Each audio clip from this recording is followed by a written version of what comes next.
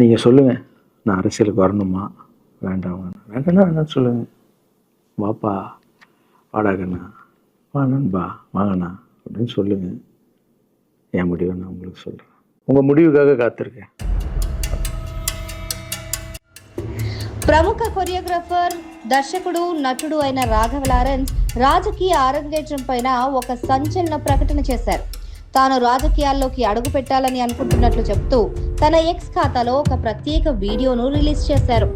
ఈ వీడియోలో గతంలో సూపర్ స్టార్ రజనీకాంత్ రాజకీయాల్లోకి వస్తారన్నప్పుడు తాను ఎంతో సంతోషించానని, కానీ కరోనా వల్ల ఆయన వెనక్కి తగ్గడంతో తన తల్లి కణ్మణి తనను కూడా పాలిటిక్స్ కు దూరంగా ఉండమని చెప్పారని గుర్తు చేసుకున్నారు. అయితే ఇటీవల తన సోదర సమానుడైన దళపతి విజయ్ రాజకీయాల్లోకి రావడం, గెలవడం, సీఎం అవ్వడం చూసి తన తల్లి ఎంతో ఆనందించిందని, ఇప్పుడు తాను కూడా పాలిటిక్స్ లోకి వెళ్లడానికి అమ్మ గ్రీన్ సిగ్నల్ ఇచ్చిందని తెలిపారు.